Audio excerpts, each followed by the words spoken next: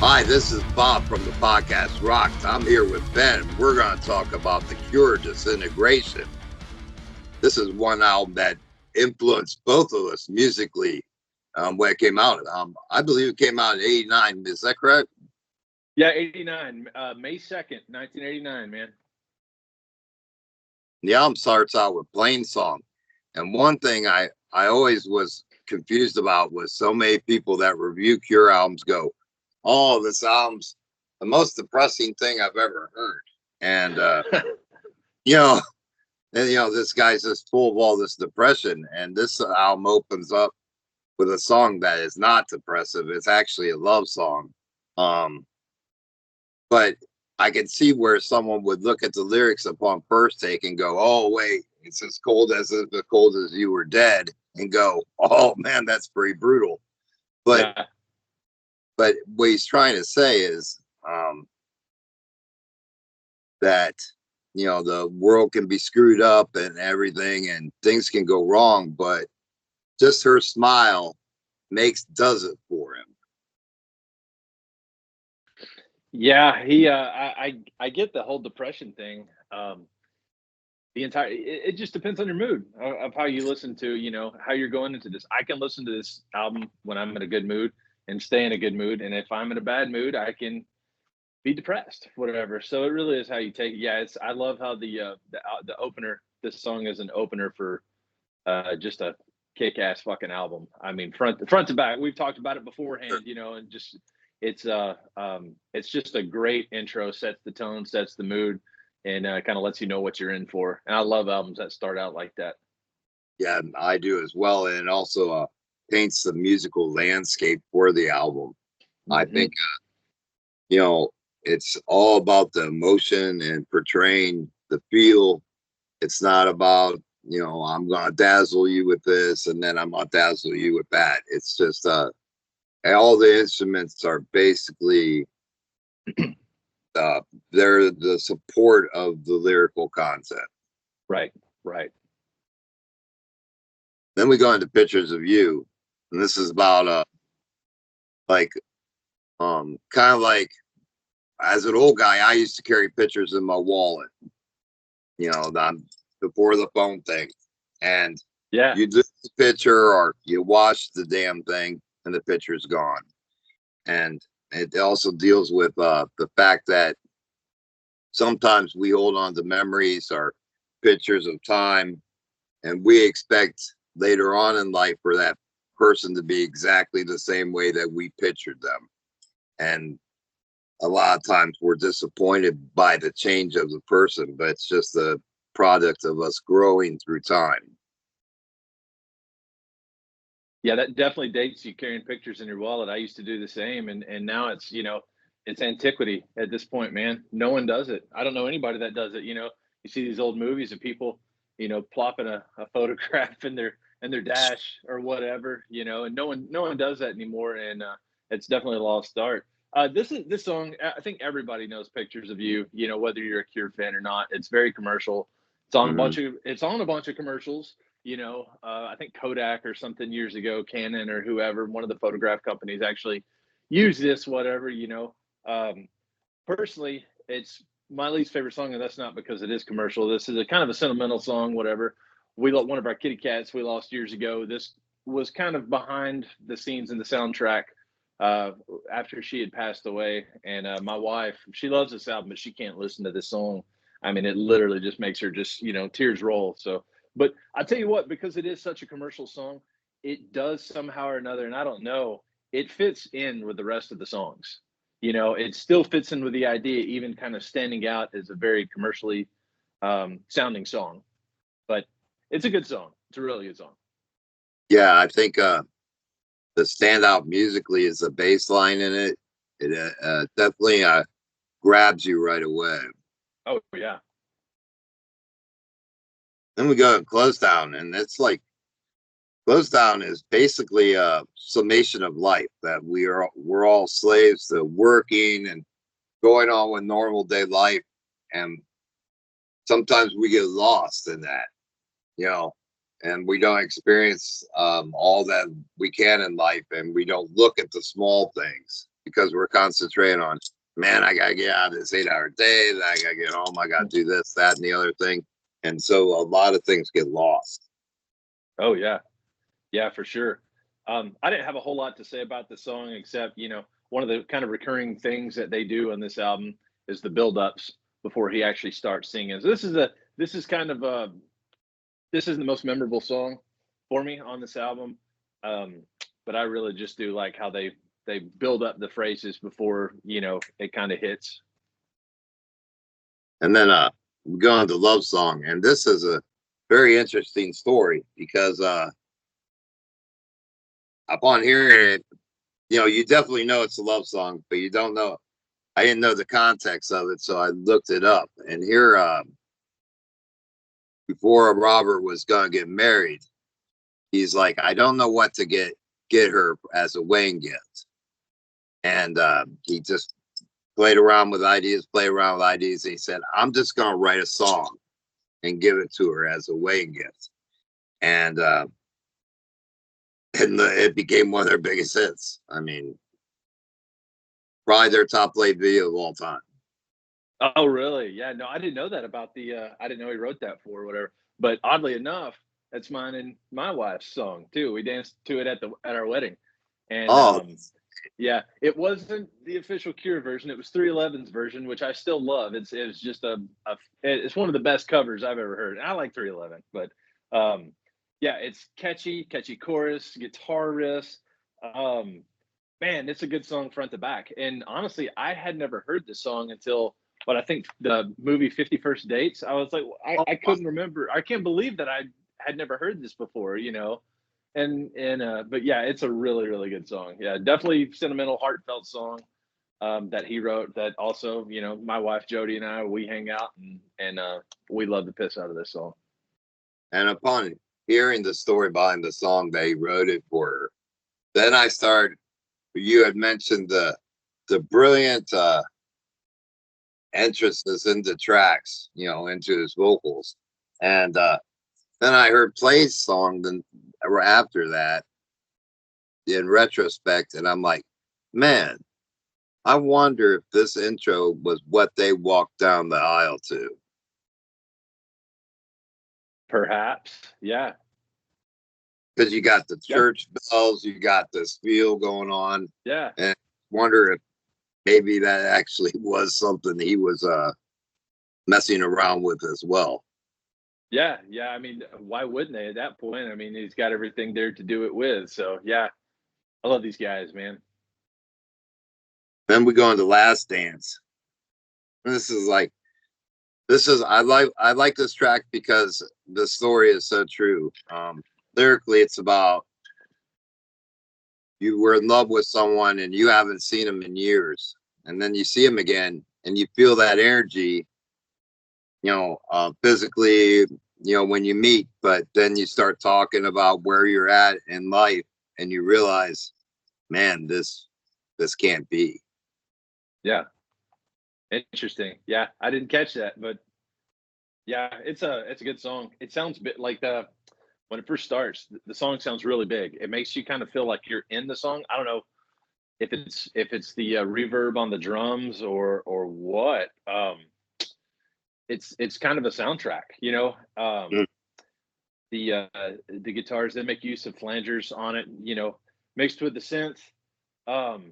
It's a really good soundscape that they I didn't really pay too much attention. The vocals weren't too memorable for me Mhm. on this song, but the actual music itself was. It sounded a lot bigger than it was.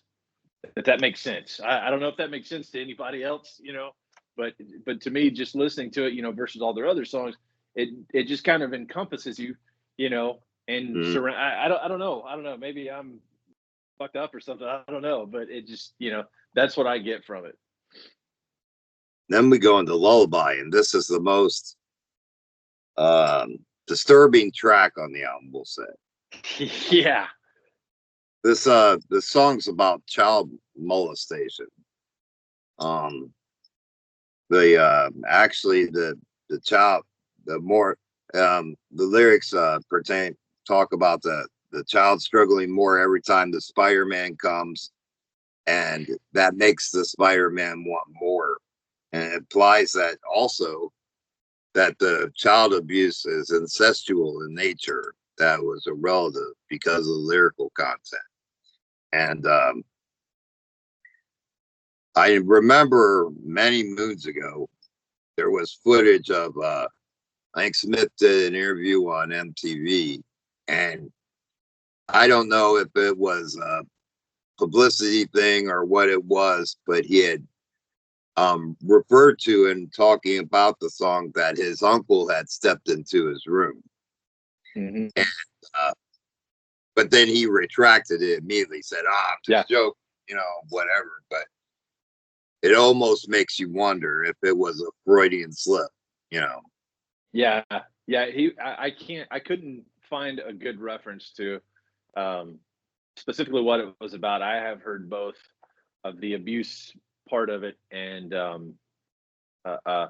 also it being metaphorically, he had said one of the things I read was that his uncle used to scare him. So I don't know if that was just kind of a watered down, version, but clearly, it's a terrifying fucking song.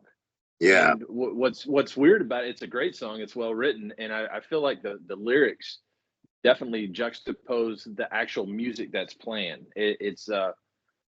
I call it like a rainy day type of song, whatever. It's just got this kind of this certain beat about it that the lyrical content just doesn't seem like it should go to it, but it does, and it goes really, really well. But I'll tell you what, Bob, this is a fucking metal song if I've ever heard one, because it's by God, man, it's terrifying. It's some scary sounding shit. Yeah.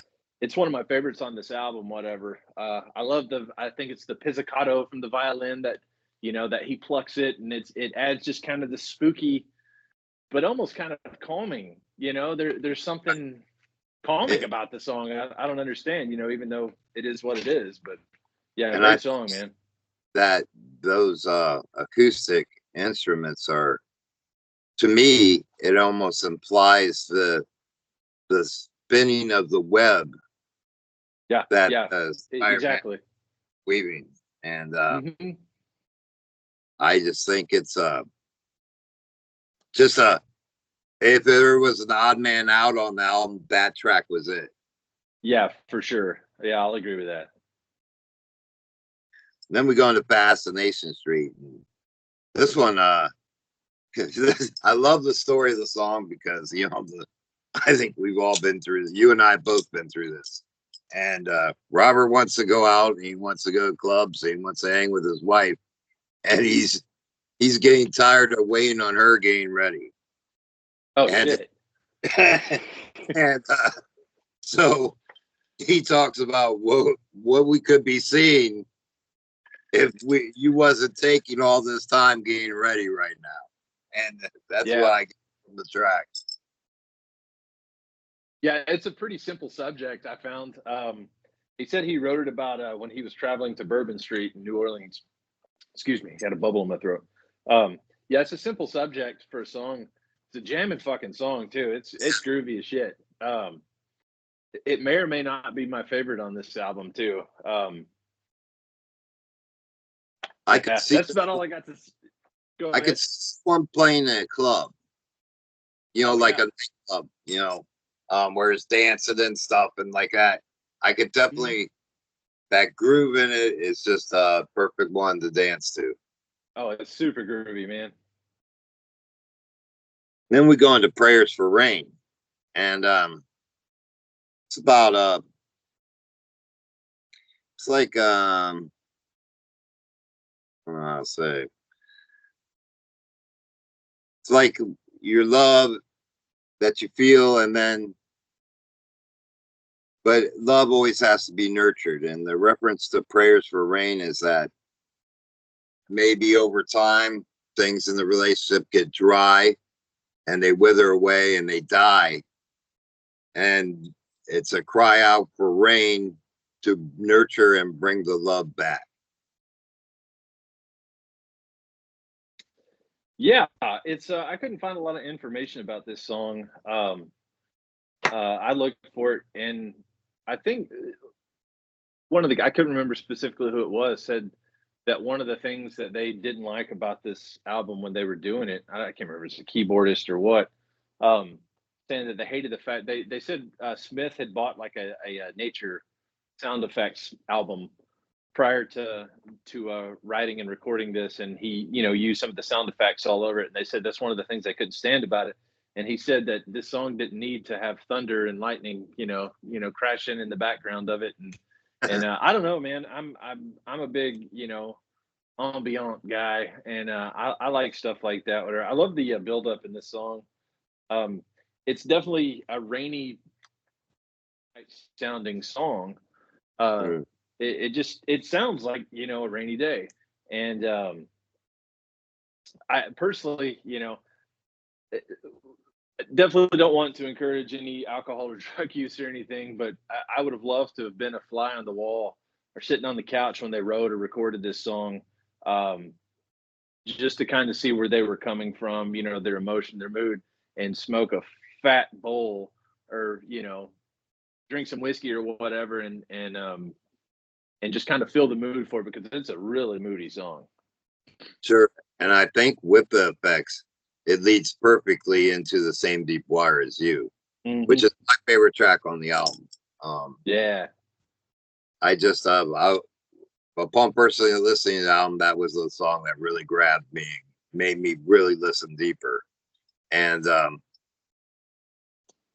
that song's just basically saying that there's different ways to love. Different people have different measures of love and the way they express it and show it. And it was basically him writing that, he feels shallow because he sees the love that he's receiving from his wife that's just this, makes him feel so good, and he can't reciprocate it in the same way because he doesn't see love in that picture.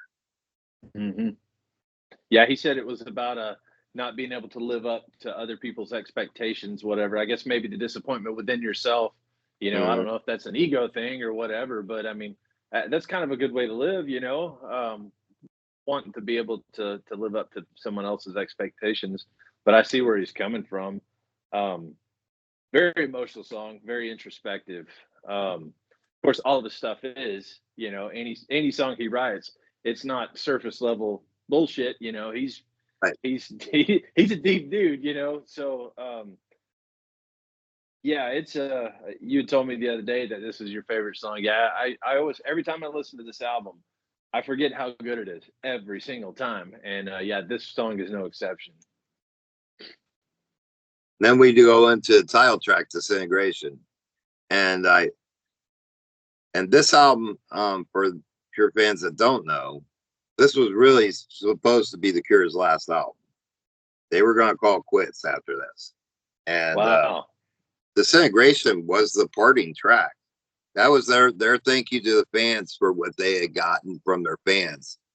And yeah, and it ends up not, of course, nowhere near their last album. I think they have a live release that came out a month ago. But Oh wow. yeah, this was their thank you to the fans. Thank you for being around and enjoying this experience with us. Track. It's a good song. It's there's not a I've said it through the whole time, but there's not a weak point on this album. This Oh, track's there. no exception either. Front to back is just really good. He said it was a song about falling apart. Um, and that's some deep shit just in and of itself. It doesn't matter how somebody falls apart for whatever reason. One of my favorite lines in it is he says, "Now that I know that I'm breaking to pieces, I'll pull out my heart and I'll feed it to anyone." I was like, "Whoa, that's some deep shit." Yeah. One of the things I also really like about this track is in that same stanza of lyrics, he the lines mutate. He talks about glass to the roof of your mouth, to the mouth of and talk to the eye, and he does all this cool like wording stuff, whatever. And I really, really, really like that part of the song when he gets to that. And I'll always listen through the song just to get to that part because it's just very creative and something just kind of cool that you can do, you know. Sure. And I remember an interview with him because people say, man, you really like all this, some of the tracks are very depressive and very deep. I'm not, Yeah. not saying you know they're not, but there are songs that show a different side. And Yeah. but he gets it from novels. He reads books constantly. Hmm. He's a book reader, and a lot of the stuff are storylines and books that he's read. Yeah. Yeah, he's definitely a well-read dude. I mean, it's clear in every interview I've ever listened to him. He's, you know, and this might be offensive to some, but I don't know if it's the British accent that makes him even sound smarter, or just the fact his delivery and the way he thinks about what he's going to say before he says it or whatever. So yeah, no, there's no doubt the guy is read some words in his life and he knows how to speak them. Then we go into Homesick, and Homesick is, to me, musically the strongest track on the album. I think everyone is just it showcases a lot more of a expanded style than being complementary to the lyrics and the emotions of the song. I think it yeah, I love the whole track. I would have loved to have that track without any vocals at all. Was that song about alcoholism or drug use or even lust or sex? I couldn't figure out what it was about. He said it was about the attraction to forbidden fruits. So, I guess, one can use, deductive reasoning and say that there was some kind of something he enjoyed doing, or something somebody, it could just be general, things we all enjoy doing. I'm trying to quit drinking for fuck's sake, and but I understand how those demons love to dance with you, and how hard it is to kind of break away from it. So, and how much sometimes I'll sit and think about having a beer at 8 or 9 o'clock in the morning sometimes, So Sure. I don't know. Maybe he wrote about that. I'm not sure. Yeah, it's like me too. I'm trying to jostle that and quit smoking, and we make all these lame excuses, right? I'm having a shit day. It's okay to smoke today, or whatever, Hmm. and we negotiate with ourselves, and 90% of the time the good end loses. Yeah. Yeah, it sucks. It's a sad fact of life. I'm guilty of it, and so many other people are as well. But if at first Mickey Mouse said, I think if at first you don't succeed, try again. Maybe, I don't know. But was that Mickey Mouse who said that? I don't remember. But try again, man. I mean, That I could tried to be. quit smoking. I tried to quit smoking for years, man, and finally I kicked it in 2008 and never looked back. Drinking's a different story. I've kicked it a few times and fallen right back into it. So it's worth writing a song about if it Sure. troubles you. So, and that's a good way to air out. And maybe that's what he was doing. I don't know. And then we come to Untitled, and I don't know why it was Untitled, but maybe it's the fact that, to me, in listening to the lyrics and everything, it seemed like a summation of all the emotions that were attached to the album, and it's Yeah. like bringing it all together into one piece. Um, some parts of it lyrically was confusing to me because of that fact that it seemed like it's bouncing from different emotion to different emotion, and it was hard for me to follow. Yeah, I kind of got that too. And it almost sounded like some of the lyrics were remnants from the song Disintegration, and maybe some other ones too. The way some of the lines were written seemed like he had maybe kind of pulled from one song and use this one to create Eve or what have you. Right. It's a very very good '80s poppy song, and it started out very poppy, whatever, which I like. I love '80s pop and rock or whatever you want to call it, whatever. Especially Cure stuff, whatever. Um, Very quintessential to me. But it also rounded out the album very well, I thought. They're tacking a good concise thought on to all these tracks, rounding it out. And I think in listening to the whole thing as a unit, there's there's no doubt of the cohesiveness of this album. Especially as far as the musical feel, the dynamic of it. It doesn't stray far. it stays in this wheelhouse and it keeps you there. Mm-hmm. And you know, like I said, to me, the oddball track out is Lullaby, just because it's not that I think something shouldn't be written, but I think that maybe that just didn't fit to me. Yeah. Uh, Not just because of the harshness of the topic, but I thought musically it kind of strayed, and it was the only time it strayed. Yeah, I can see that. Although, we talked about it the other day. Um, I'm not a song on shuffle type dude. I like to listen to an album from front to back. Um, there's a couple songs on Lullaby being one of them. There's a couple songs on this album that I could stand to listen to in shuffle mode. Love Song or Lullaby or even Fascination Street, whatever.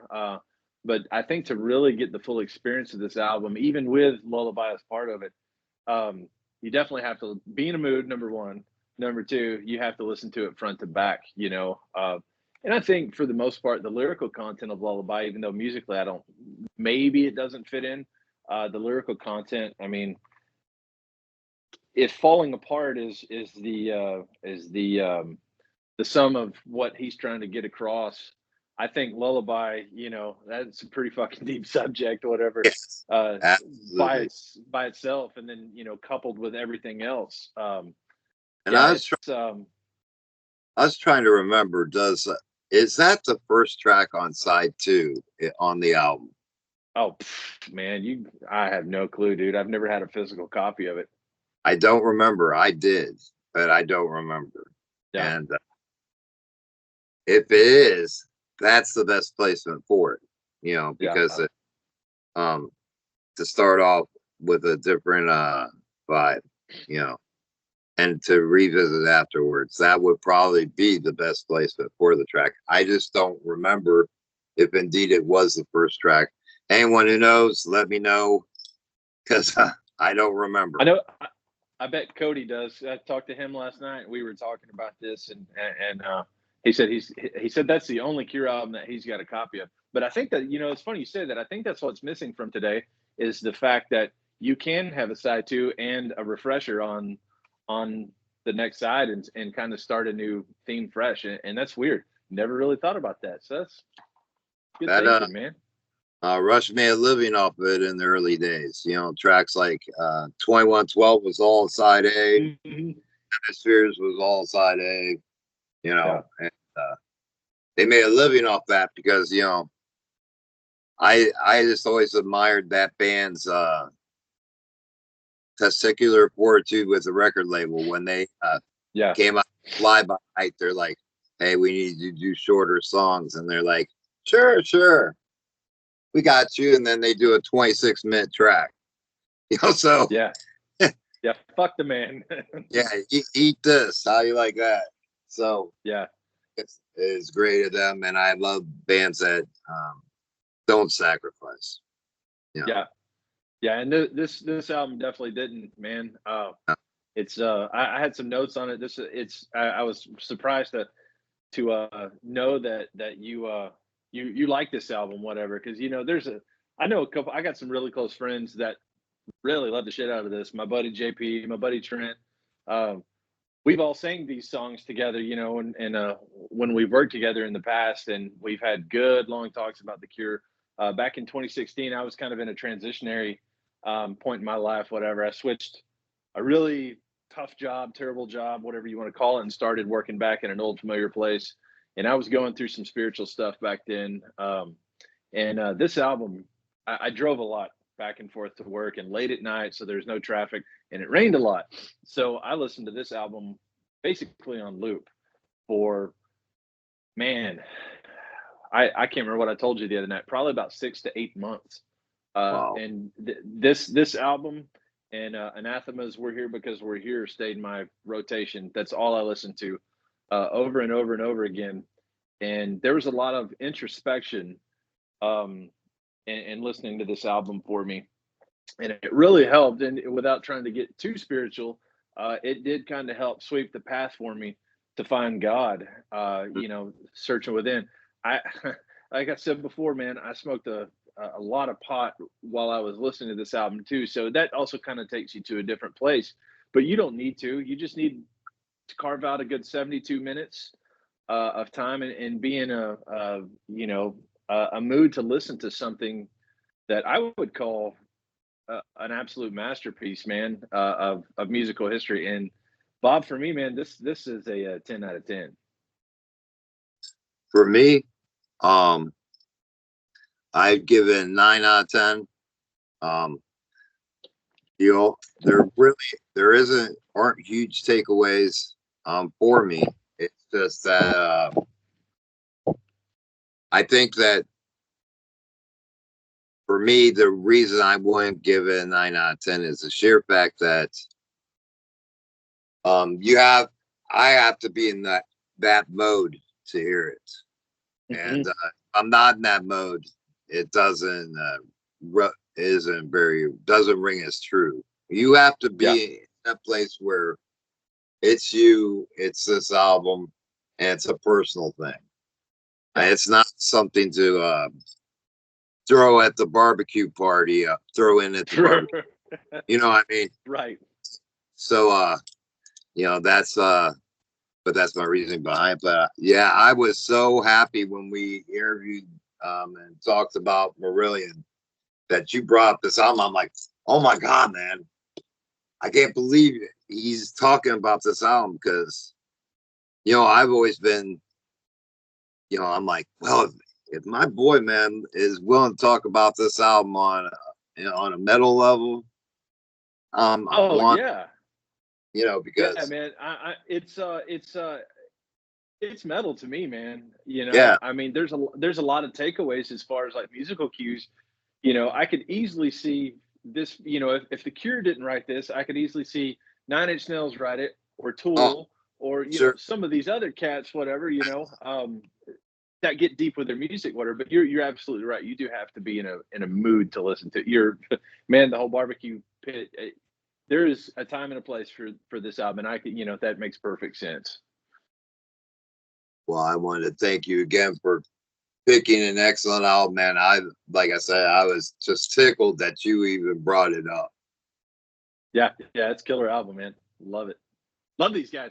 And honestly, I was gonna come out with a fucking wig and lipstick and shit all on, and kind of surprised you. But you know what? That would be making fun of Robert Smith, and I'm not going to make fun of him because I respect that dude. And as goofy as it is, and let's be honest, it's a dude wearing this fucked up makeup, whatever.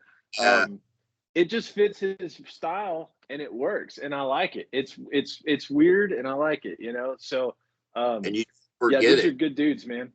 Yeah. Oh yeah. And that's the thing. That's marketing 101.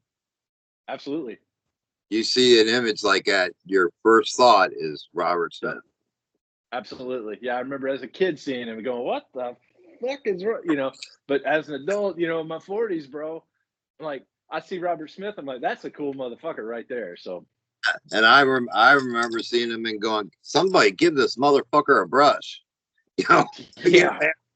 Everywhere, I'm like, what? Yeah. Yeah. Hey, but God bless them, man. They write good music, and I'm glad that it's still, holding true. 35 years later, almost. I guess it is 35 years, isn't it? Yeah. Wow. Yeah. And it still rings. It has still that modern feel to it, and it's something. Great music does. Timeless, man. I love it. I'm glad we did it, man. And I would tell you what the next one is, but I don't even know yet. So any secret. Well, surprise me. When you got it, surprise me, dog. I will. You have a great night, my friend, and thanks again. You too, homie. Thank you, man. All right, next month, get rocked. Fucking A.